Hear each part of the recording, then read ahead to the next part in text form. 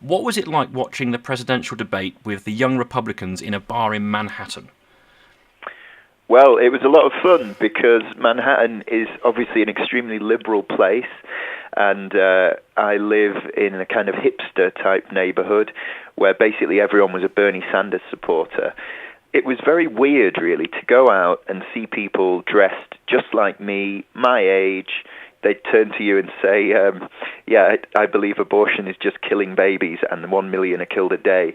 So it was quite jarring to actually watch the election with them. And also, of course, like, I think I've watched a few of these debates with friends or at least with colleagues, and you come away with such a different impression of it. So we would be watching, say, Clinton versus Trump, and Trump will say something ridiculous and we would laugh or scoff.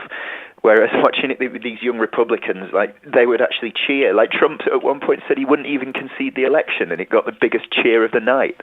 It was unbelievable, really. So it's almost like watching a game of football. Very much like watching a game of football. In fact, I went to Pennsylvania and watched one of the debates in a casino with a bunch of hardcore Trump supporters, and everyone was like football. Everyone's wearing the Trump colours. People come out. I mean, this is like the big thing about American elections, where some people really buy into it, like T-shirts with Trump on. Some guy had a hat that was covered in badges saying Hillary for prison and all this. And people shout so much you can't hear a thing. Like, I probably heard less than 50% of it because people are just screaming at the TV. What's been the most bizarre experience you've had covering the election?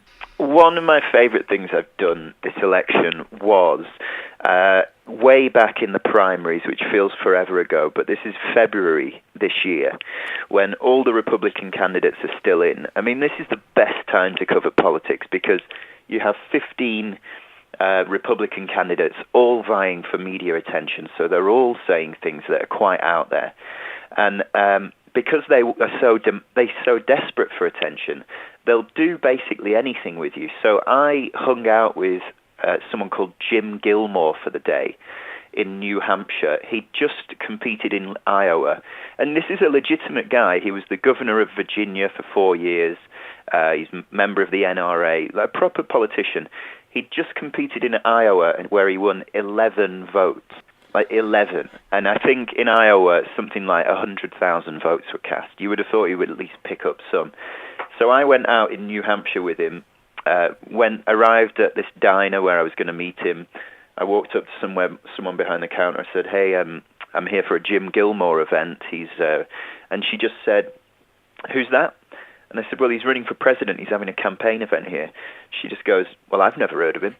And in fact, he just went round the people eating, and no one had heard of him there either.